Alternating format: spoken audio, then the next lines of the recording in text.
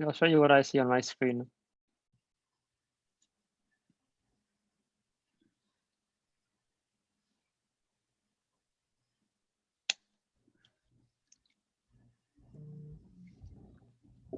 Alhamdulillah.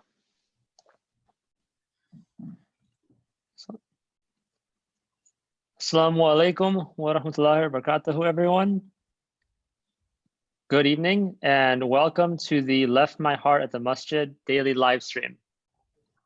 My name is Kashif Osman and today is Tuesday. And as you know, that means we take some important fiqh questions today and we discuss a lot of the fiqh of the coronavirus, especially.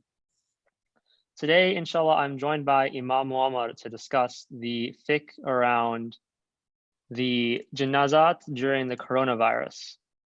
I apologize for those that are joining us a few minutes late. We had a few technical difficulties with our connection tools here.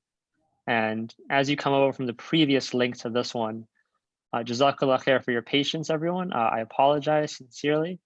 We keep working on this. We are in a constant state of updating our systems. But inshallah, as mentioned, we are joined by Imam Muhammad to discuss the janaza during the time of the coronavirus, if there are any changes, if there's any modifications to what must happen, and so on and so forth. I'd like to welcome Imam Muhammad to join us. Imam Muhammad, how are you tonight? Alhamdulillah, Kashif, all bikhair, alhamdulillah, Rabbil Alameen. And welcome for everyone. Jazakumullah khair for coming out with us tonight to learn some important fiqh rulings on the janaza prayers and the janaza procedure and process pertaining to Muslims, those who are going through this pandemic or being affected by this virus, or for those that normally need to go through the process during these difficult, trying times. So Jazakumullah khairan, inshallah ta'ala, you would benefit from it tonight. Inshallah. Imam Muhammad, do you mind starting us off with a brief dua, and then we'll get right into some of the questions that we prepared about the coronavirus and janazat during this pandemic? Sure, inshallah. Bismillah, wa salatu wa salam ala rasulillah, nabiyina Muhammad wa ala alihi wa sahbihi wa sallim tasliman kathira. اللهم أرنا الحق حقا وارزقنا اتباعه وأرنا الباطل باطلا وارزقنا اجتنابه اللهم علمنا ما ينفعنا اللهم وجنبنا ما يضرنا يا رب العالمين واجعلنا من الذين يستمعون القول فيتبعون أحسنه وآخر دعوانا أن الحمد لله رب العالمين. Alhamdulillah. Jazakallah khair, Imam Muhammad. Let's get right into this. We had a very intense program today, alhamdulillah. So my first question comes, what are some reminders to empower Muslims during this time of crisis? So inshallah, to start off with, we want to remind everyone as we go through the rulings, these are rulings that Allah subhanahu wa ta'ala gave us to learn our deen and to make sure that we really truly understand the process and the rights of each other. But that is not to be separated from the love and passion that we look as a big picture, that at the end, this is a soul and a precious soul of our beloved Muslim brothers and sisters, and they still have their rights upon us despite all these difficulties. So we should be patient, and we should always consider that whatever the process takes course, whatever limitations that we have, this does not mean in any way of any bad ending to any of those that have passed away, but rather Allah subhanahu wa ta'ala is testing all of us and wants us to learn how to appreciate Him in the good days and in the difficult days. Jazakallah khairan, Imam Muhammad. It's very important that we remember Allah subhanahu wa ta'ala, no matter what the day is, if it's good or bad. And I think you mentioned this the very first night we had the Quran night, that we look at this as one of the trials from Allah subhanahu wa ta'ala, but we don't remember all the hundreds of times Allah subhanahu wa ta'ala has paved the way for us and made it easy for us. So is there a need to step outside the existing fiqh boundaries regarding ghusl and funeral prayers due to the changing circumstances of the pandemic? So there is, alhamdulillah Rabbil Alameen, no really reason to step out of the boundaries of our preserved deen and way of life and the fiqh that our scholars have dedicated and committed their life to preserve for us. There is absolutely no need to step out of it, especially now we learn why, a lot of times we hear that the scholars have differed, and this is where the time that you actually live it, where you see the the difference of opinions comes to be extremely crucially handy to actually apply these rules pertaining to the trying times that we are going through. So the maxims that we have and the rules that we have in fiqh actually allows us to accept any situation that's coming our way. One of the maxims of fiqh that we always talk about is that إذا ضاق الأمر اتسع, meaning that these one of the maxims that if the situation comes to be extremely difficult and very difficult to apply the regular or natural way of applications to it, this is where Islam comes to actually allow it to be flexible. As you all know, like we say that the dire need comes to give allowance to the prohibitions that we had in regular days. So always when it gets really tight, Islam allows it to be very flexible. Alhamdulillah. And we saw this during the tightness, we're allowed to be a little lax when it comes to if individuals can skip Jummah Salah, and about the difference between the levels of requirements with whether we can cancel Salah as a congregation or cancel Salah and choose to skip Salah as an individual. Next up, do the rights of the deceased change during times of a pandemic? Would these changes, if any, indicate an evil ending for the deceased? So the process and the rights do not change, even if we had to use some of the allowance or concessions of rukhsas in fiqh. It does not allow the process to be changed. So the process has to go and the rights have to be offered to the Muslim deceased. However, the maybe some steps of the process will drop, and those are absolutely in no way an indication of a bad ending at all, but rather the opposite. It is that Allah subhanahu wa ta'ala chose those brothers and sisters to be the prime examples of the ummah at large, that they had to go through these difficult times to show us the flexibility of our beautiful deen. And it's very similar to those who die in the path of Allah subhanahu wa ta'ala. Remember that they have special ruling where we actually bury them without any of the process that we do, without washing, without kafan, without anything. But that does not mean in any way that it's a bad ending, but rather it is the opposite. It is the ending of a shaheed and a murderer, of a shaheed and a martyr that has gone through difficult times and have been chosen by Allah subhanahu wa ta'ala to be the examples of a shaheed that went through these difficult times. Alhamdulillah. Now, who is required to carry out these funeral rites for the deceased? So this requirement is it has to be required on some people. Of course, it becomes required on the family of the deceased to carry out those rites. And as we come as a community, mashallah, we come together to complete each other. The families usually go through a very difficult time when they lose their loved ones, so they pass on that duty to be shared with their masjid. And alhamdulillah that we are blessed again with our beautiful masjid. that has brought us together. And we are again blessed with volunteers and community members, males and females, brothers and sisters, that have came together to offer their time and their effort and their dedications and commitment for our beautiful cemetery committee. So this is one of the crucial committees that we have in our masjid that really carries on the duty and the rights upon our beloved Muslim brothers and sisters who've passed away.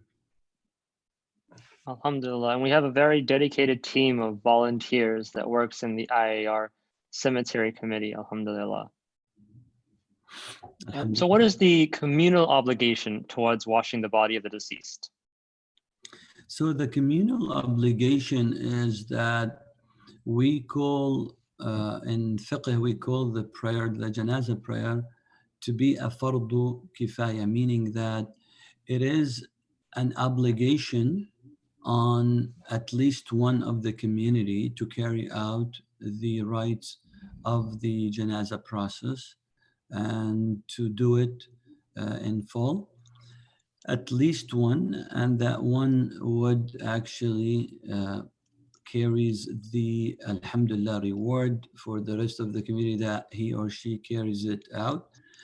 But there has to be at least one that would actually carry out the process and do the Janaza process. If it gets done this way, alhamdulillah, the rest of the community is in good shape because somebody has done it. The difficulties and the most difficult time would be if actually no one, for some reason or another, carries out this obligation. So again, we should be very, very blessed and thankful to Allah subhanahu wa ta'ala. And part of this positive outcome of this COVID-19 that really brought us together, it made us appreciate what we really had and took for granted. We took our masjid for granted. We never thought that as I enter the masjid, I need to thank Allah subhanahu wa ta'ala that He allowed me to physically go to the masjid and pray. Whenever we had our beautiful volunteers, brothers and sisters who are carrying out all these services to the community at large, we took it for granted and we never thought that this is something that could be really taken from us. Same thing. There are some of your brothers and sisters, whether during this COVID-19 or outside of this in the past, where they actually decided to live in an area that is not surrounded by Muslims at all. And when they passed away, unfortunately, there was not even one single Muslim to carry out this obligation, and they ended up being buried in a completely different way than our customs and traditions, that is the Islamic customs and traditions. May Allah subhanahu wa ta'ala protect us, and may Allah subhanahu wa ta'ala bless us to always be surrounded by Muslims. Alhamdulillah, inshallah. So what can be done in case there is a genuine danger or a reasonable doubt that the body may be infected? Those that are washing the body, what can be done in place of that so that they might not run the risk of contracting this horrible virus as well? So, Kashif, this is a very good question, and this is where we start getting into details of this process. And this is where we need to actually look at the flexibility of our deen and how we should handle things. So if it's really a body or a deceased that has been identified to be infected with this COVID-19, the process will be a little bit different than the regular process because of this possible danger of being contagious to the brothers and sisters who are handling the body. As you can see, and as you can tell every day throughout the news, that the news changes rapidly. So at the beginning, we were just told, even by the officials and even by the experts, that there is really no harm of handling the infected body as long as you just take the precautions. You just have your gear on and you take care of yourself and everything should be okay. And this is This was at the beginning, but then things have changed. And how do they change? Is because of the incidents where throughout the states of some brothers and sisters, or non-Muslims, could be very well. We learned from everybody that have handled this with precautions, but they ended up actually being infected, or that the other situations where they had to by law be quarantined, and that really put a major burden on them, where they have had to be isolated for 14 days away from their families. And that basically really disrupted their way of life, and that would put a lot of burdens on our Muslim brothers and sisters. Saying all that, this is where, remember the rule, إذا ضاق الأمر اتسع. If it comes very narrow, very difficult, very restricted to apply the general rule, this is where Islam gives you the flexibility to practice the concessions and the rukhas and whatever permissibility that you're allowed to do. And here in this situation, there are always, three things that has to be done: handling the body and the washing. And if this is not, if this is not something that could be done because of this disease being contagious, so this step, or the step of washing, would be skipped. And of course, as we also have in Salah, because we're not able to wash with water, then we're going to go to the next level, and that is to do tayammum, and that is the dry ablution, we call it, that when you just touch anything of earth, and then you wipe over the face and the hands. But again, with these information and rapid news coming, that the infected body with COVID-19 are not to be touched. And not only that, they are completely fully sealed in plastic bags. So that would basically force us to drop the washing and to drop the tayammum and just receive the body, because that's one of the rights, is that we need to receive the body with that sealed bag. So this is at least for this step that we receive it, and we are going to consider the sealed bag as the coffin itself, the shroud, the white shroud. So having it being white is just a sunnah. It's not mandatory to be white. But what's mandatory, and that's one of the rights of the deceased, is that the awrah needs to be covered. That's mandatory. And the sealed bag comes to actually cover this mandatory obligation upon us, because the body comes covered. So this is as first step that we need to do. This is for the infected body. If it's not an infected body, again, the process takes its course normally and naturally, and no difference than what we used to do before COVID-19. SubhanAllah, that was actually my next question, Imam Muammar. You're thinking ahead of me here. Of how do we shroud the body under these health restrictions? I was very curious if we would continue the same method of using cotton sheets, or of like the Ebola plague, they recommended that bodies be wrapped inside a plastic bag. So alhamdulillah, that if the health authorities require a plastic bag, then that's what will be done. So I think this ties into another question that people ask during these times is, in lieu of these traditional Islamic funeral rites, would it be permissible to bury a Muslim in a coffin, in a wooden box? So again, this is where we need to look at the situation. If it's a regular situation, then by all means, we don't need to do that. But again, if it's an infected body with COVID-19, and because of the danger that it carries within itself, the allowance of burying in a box is there. Of course, in general, the scholars, our beloved most respected scholars, have all agreed that burying a body with box in a box is not permissible, and it's disliked. So this is when you open the books of fiqh, this is when you Google with your favorite Imam and Sheikh, Imam Sheikh Google, And people get very confused because they say, we looked it up and it's haram. You cannot put, of course, because these are during the regular days and this is not during pandemics and during difficult times. This is where somebody has to really, really dig deep into the books of fiqh to find out the rulings during exceptions and not during regular times. So this is where actually our scholars, again, we're not going out of the boundaries. Our scholars have, of course, discussed this. Of course, they did not have COVID-19 at that time, but they had some brothers and sisters that actually died in an accident that actually tore apart their body parts. So the body was not intact as one, and they had really extreme difficulties wrapping it with a shroud. So they had their own ways of, similar to plastic bags, but rather it's made from different material that they used to have in order to contain the smell, in order to contain the leakage of any fluid that gets discharged from the body.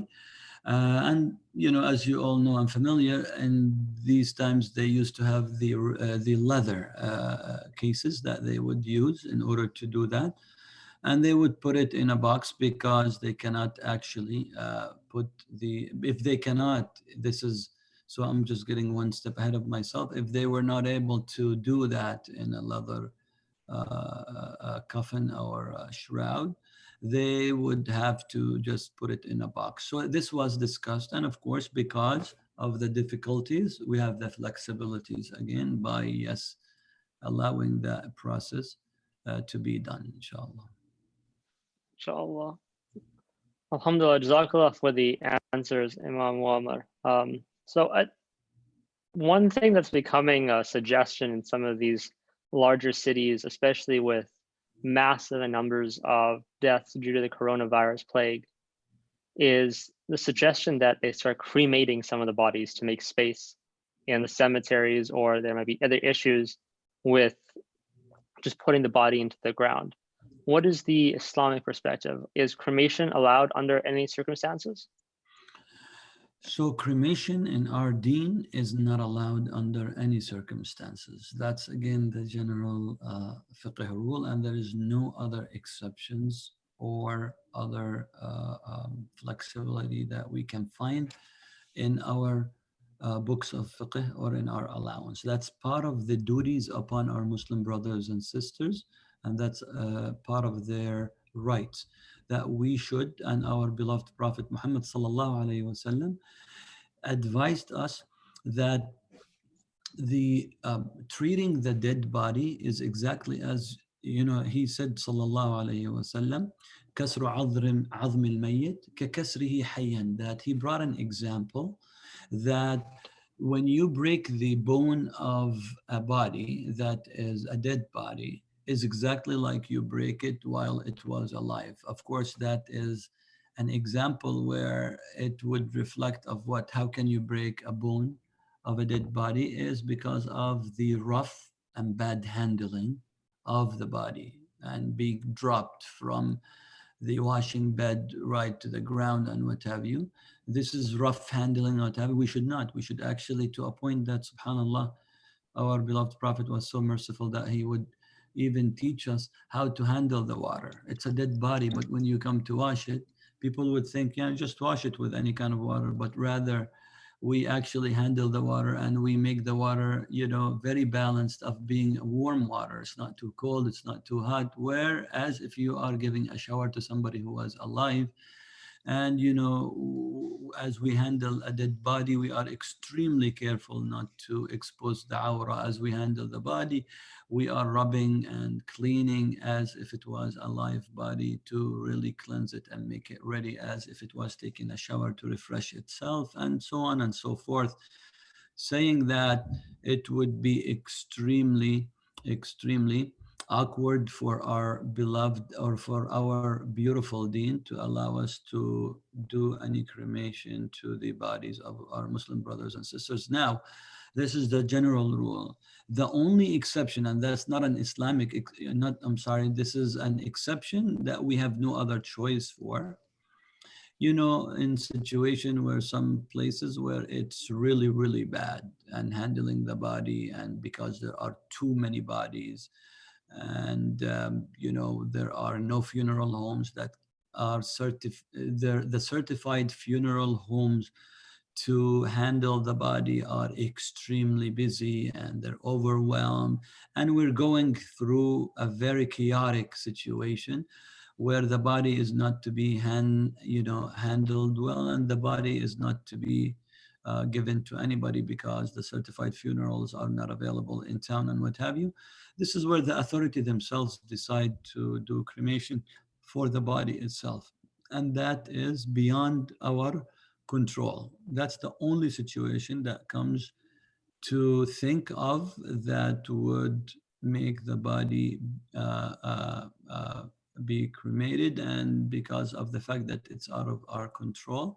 Again, is this a sign of bad ending? Absolutely not. Absolutely not. We have, mashallah, yani very righteous people that have gone, you know, and they have been through a process where they died because of burn, because of fire, because of explosions and what have you. And Prophet Muhammad SAW actually gave us that those difficult ending of being burnt or drowned, or actually something of destruction and collapse of a roof on top of someone, smashing that person. You know, all these are really difficult endings. But they're actually, we are actually being told that in the sight of Allah subhanahu wa ta'ala, again, it's the ending of a shaheed, somebody that really was chosen by Allah subhanahu wa ta'ala. Of course, that's for the believers. That's only something that applies to the believers, because we know that this is not a punishment, but rather it's a ni'mah that Allah chose those people going through this difficult ending to reflect to those who are still alive, to learn and to be creative of how to fine tune the process, and also to be appreciative of the regular days, of the normal way of death and what have you. So this is what Islam is all about, inshallah. Jazakallah khair, Imam Muammar. Now, changing from the rights of the body itself, actually, what would be the correct Islamic term to refer to the body as? So in English, they call it deceased. So this Right. is a respectful word for it. Okay, I'll use deceased. So we discussed the rights of the deceased individual. Now discussing the rights and the requirements of the community at large. What constitutes a valid funeral prayer with regards to location, the required number of congregants, and especially now during these times when we're required to have no more than 10 people or have to be 6 feet away from each other? What are the requirements there for a valid funeral prayer, a valid Janaza Salah?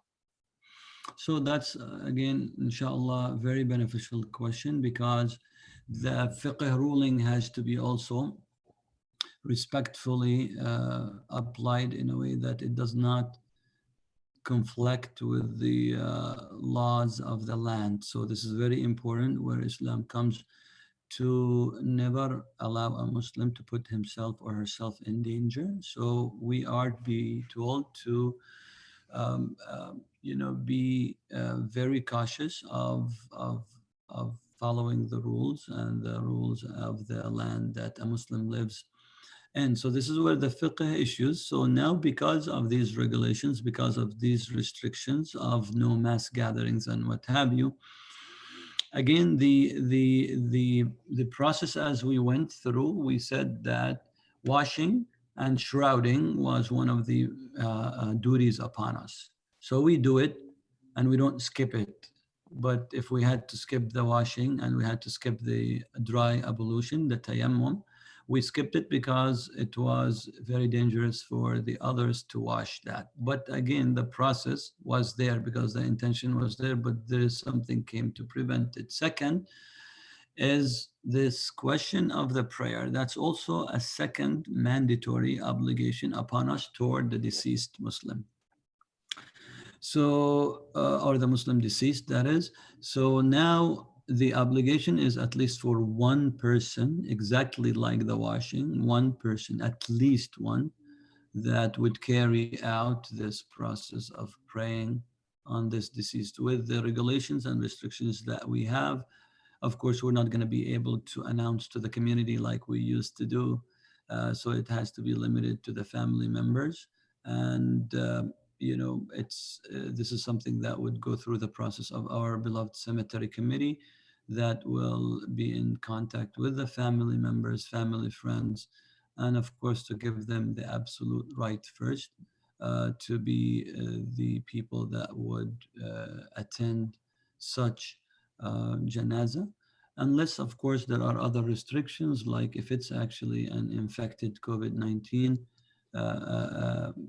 body, some of the family members, and maybe most of the family members, if not all, who had contact with the body before the brother or sister passed away, maybe they're quarantined actually, and they're not allowed to leave the house. So that would allow maybe some of the friends, some of the community members, but of course, taking into all the precautions, the distance and the social distance that they need not to be next to each other. This is where we don't have to pray right next to each other, shoulder to shoulder, like we used to, because this would bring some danger. And also it would go against the regulations that we are abided by. Alhamdulillah. Jazakallah khair.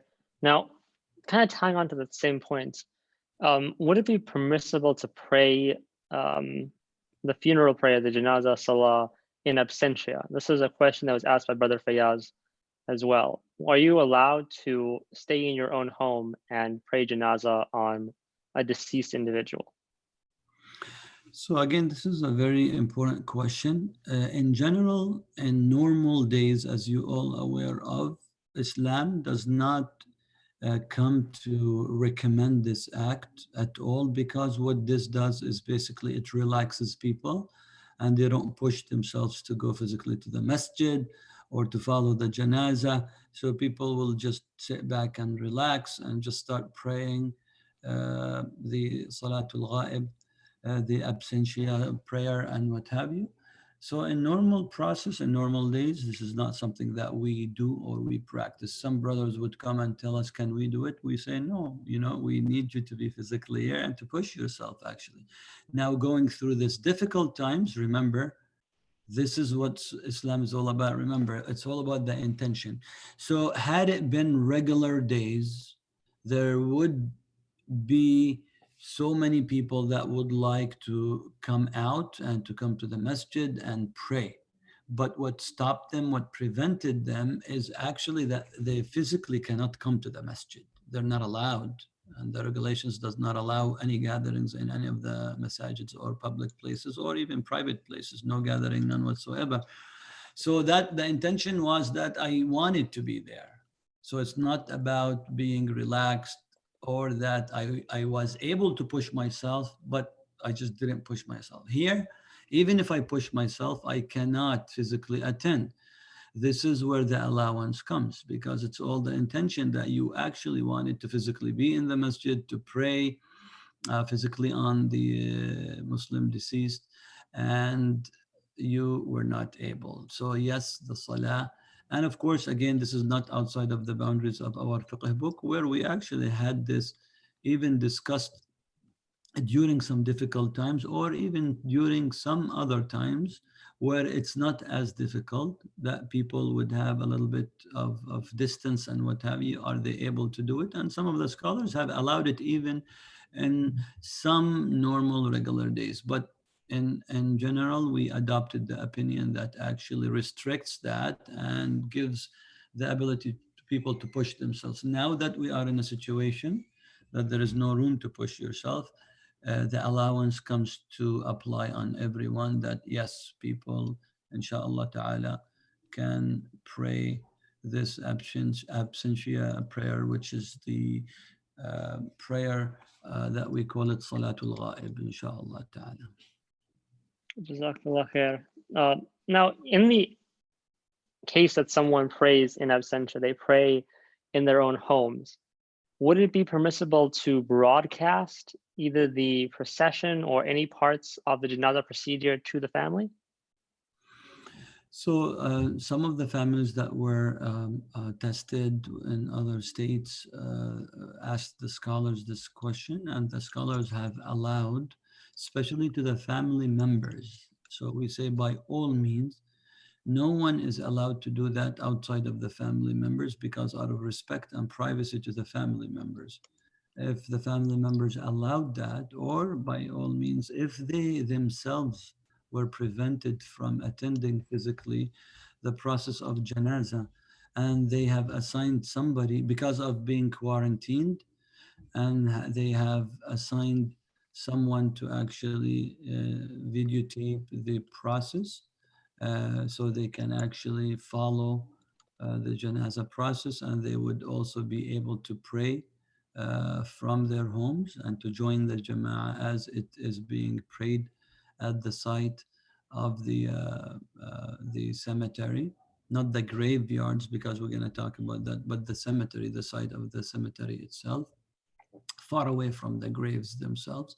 So yes, the answer is yes. But again, remember, as we videotape this, as we do that, we do not do this as an entertainment or to post this on Facebook or online or social media. And no, that's not. This is only to be privately done in order to allow family members and the extended family members, those who the family allowed to actually be part of this process, to join the process and the prayer.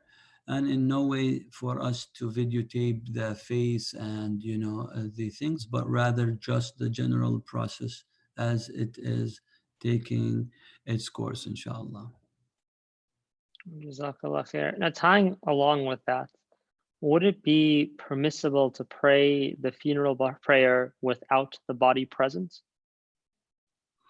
So without the body present, again, this is the same ruling of the cremation. If you remember, the general rule is that the body is a must to be there, and we have to pray on it. That's part of the rites, and there is no exceptions. There is no concession out of that to make it okay. If the body is there, the body is there. If it's not there, it's not a big deal. No, but rather that's part of the obligation.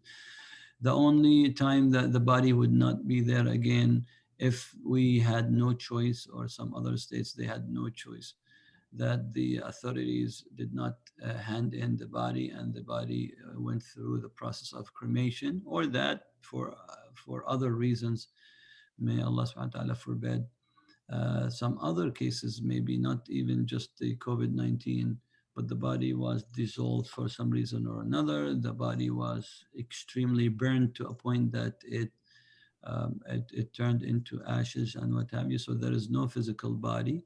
But again, here comes the exceptions and the allowance. He has to pray without the body being present. So the body has to be present.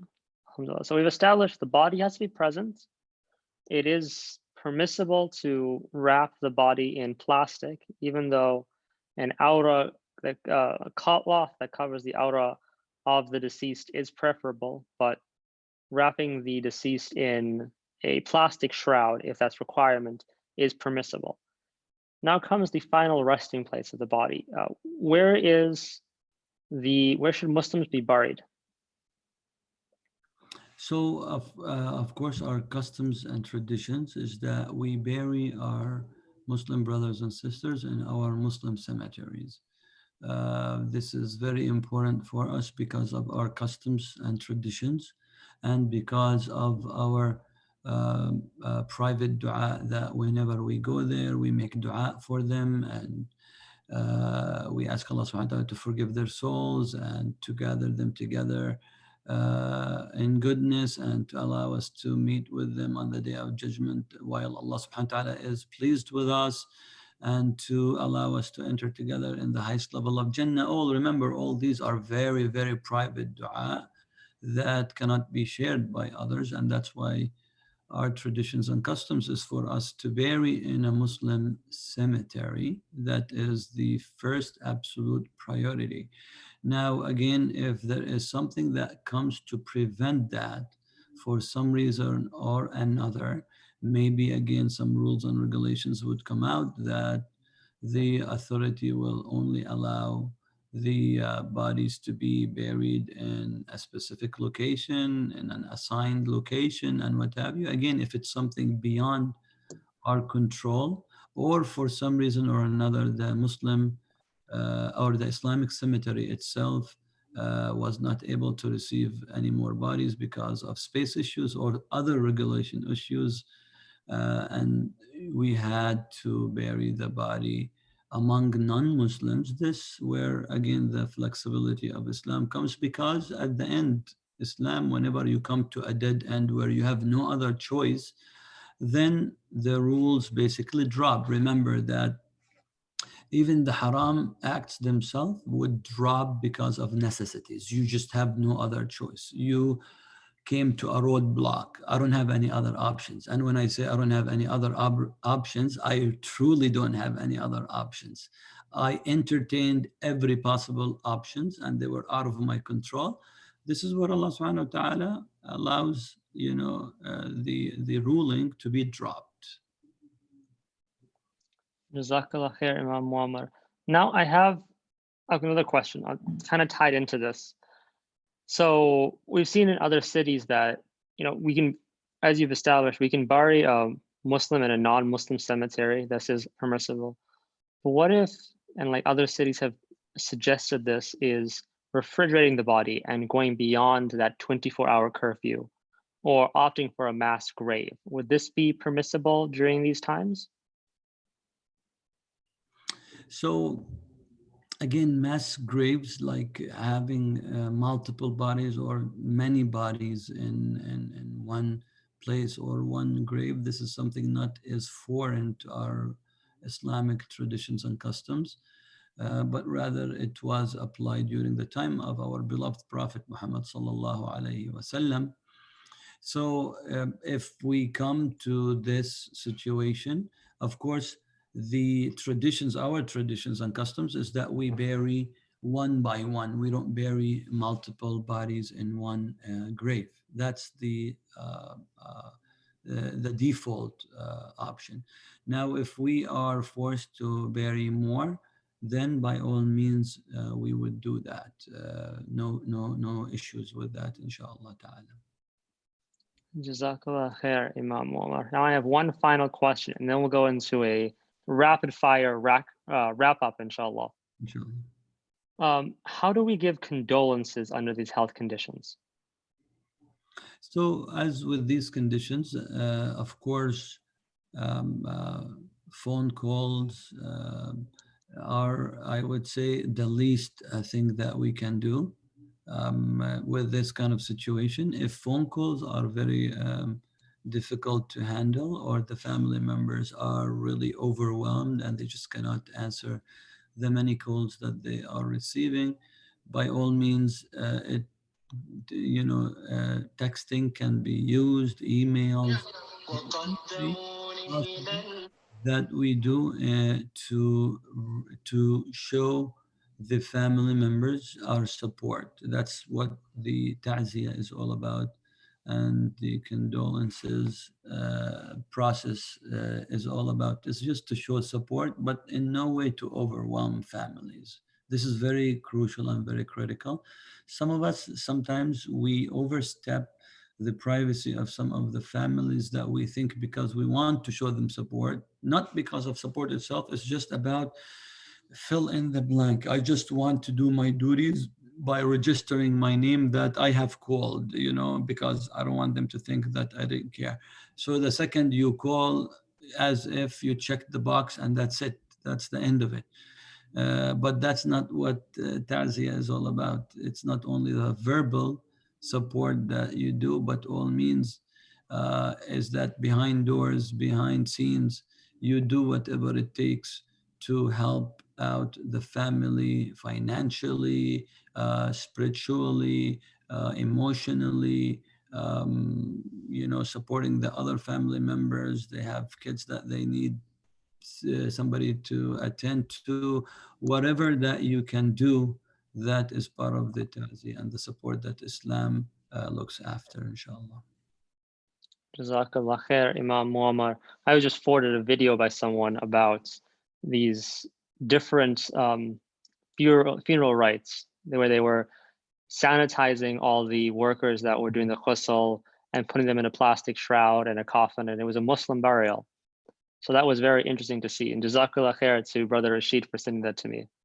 Now we're going to go into a final wrap up, inshallah, and to recap on some of the things Imam Muammar touched on in his very well-researched survey on the janazas during the coronavirus pandemic. I'll have links to all of this information available on the Raleigh Masjid website this Friday, but I will also add it to the description of this video you're watching on YouTube. So there'll be a link to our Medium publication where you can follow along with the Q&A yourself. And now we have let's wrap up, inshallah, or recap what we've discussed today, inshallah, with Imam Muammar. So Imam Muammar, yes? No, go ahead. I thought you wanted me to recap or something. Yeah, we're going to recap, inshallah. Yeah, like I'll hand it over to you, actually. I was going to go rapid fire with the questions, but of course, I would love to hear you recap for us, inshallah. So for those who came late, basically we were talking about the rights of our Muslim brothers and sisters during these trying times, being afflicted with this COVID-19 or being a regular process. If it's a regular process, so alhamdulillah, there will be no issues and it will go through the regular process with, of course, absolute internal precautions, steps of wearing, extra gears and what have you. If it's the infected body with COVID-19, and because of the rapid changes of the news that we have, we are, inshallah ta'ala, considering to take the extra precautions. So if the authorities or the hospital that hands in the body has sealed the body very tightly in a plastic bag, it means that the body cannot, the sealed bag cannot be opened. So which means that we cannot wash, we cannot process tayammum. So those two steps they drop. Then we just handle the body in order to pray on it. It was suggested that we shroud the plastic bag itself with the white shrouds that we have. This was a beautiful suggestion and it was part of our research. However, as we read more and we get more cases, there is always that risk that as you handle the sealed bag itself, you could be easily infected, the brothers and sisters who are handling the sealed bag. So by all means, this might also be skipped. The most important thing that we received the body as the intention of washing and doing tayammum. We could not do that, but we have the body and the body is covered. So the awra is to be covered. That's part of the obligation. So it's covered. It's put in a wooden box. It all depends on the cases that we have. If we are going to bury the body as is with its sealed bag, or are we going to bury it with its wooden box? We don't know. It all depends on the situation and what comes, and that will be discussed between the cemetery committee and the family members of our Muslim deceased brothers and sisters. Then it will be, inshallah ta'ala, taken to the cemetery site. We will pray on the cemetery, on the body at the cemetery, and away from the graveyards, because we're not really in general allowed to pray between the graveyards. So we will pray maybe in the parking lot under the shade of the tent that we have there, depending on the cases, with distance, of course. And then the body will be lowered, whether by itself or with the wooden box, into the grave, inshallah ta'ala, and then the dirt will be dumped on it. If that process is not allowed by authorities and we have to bury first, we can do that. We can bury first, dump the dirt, and then pray on it from distance, which no problem. so we can avoid being in between the graves. And then this will take care of the burial itself. And this we can give, inshallah, ta'ziyah to the family members. And we had other details that the time doesn't allow to cover, but by all means, you can watch this broadcast again or the live stream again. And also the questions and answers are ready for you. So I do my job. I'm just gonna throw the blame on Kashif. I promised you, if you don't see the link, then you know who to go after. Alhamdulillah, from the Office of Imam, we always come prepared with the question and answers. So it's all the promises of Kashif. If he doesn't deliver, then you know who to go after, inshallah ta'ala. The link should be right here. If you're on the YouTube page, it'll be right here to view the link. Alhamdulillah, Jazakallah khair, Imam Muammar. This was very informative, a lot to learn on this topic. If you would not mind closing us out with some final thoughts and final dua, inshallah. Alhamdulillah Rabbil Alameen. الحمد لله رب العالمين نحمده ونشكره ونستعينه ونستغفره ونعوذ بالله من شرور أنفسنا ومن سيئات أعمالنا. اللهم اغفر لنا ما قدمنا وما أخرنا وما أسررنا وما أعلنا وما أنت أعلم به منا. أنت المقدم وأنت المؤخر وأنت على كل شيء قدير. اللهم إنا نسألك من الخير كله عاجله وآجله ما علمنا منه وما لم نعلم، ونعوذ بك من الشر كله عاجله وآجله ما علمنا منه وما لم نعلم. اللهم ارحم موتانا وموتى المسلمين. اللهم ارحم موتانا وموتى المسلمين. اللهم ارحم موتانا وموتى المسلمين. اللهم فك أسرانا وأسرى المسلمين. اللهم اشف مرضانا ومرضى المسلمين. اللهم تب علينا واغفر لنا واجعل أعمالنا كلها خالصة لوجهك الكريم يا رب العالمين. وآخر دعوانا أن الحمد لله رب العالمين. Jazakallah khair, Imam Muammar. As a reminder, tomorrow we'll be joined by the NC Relief Collective. That is a group of youth who are working to assist families and individuals during this tough time, during this coronavirus pandemic. On Thursday, inshallah, we'll be having either a dua and dhikr night, or we'll be having a panel of Muslim moms or converts. We're still figuring out exactly what we want to have. And then Thursday is also our second community iftar night via Zoom. Information for that is available on our website, and there'll be an email going out shortly. Jazakallah khair, Imam Muammar, for putting together this wonderful presentation. Jazakallah khair to our audience for joining us. Assalamu alaikum wa rahmatullahi wa barakatuhu. Everyone have a wonderful night, and we'll see you again very soon, inshallah. Inshallah. Assalamu alaikum wa rahmatullahi wa barakatuh.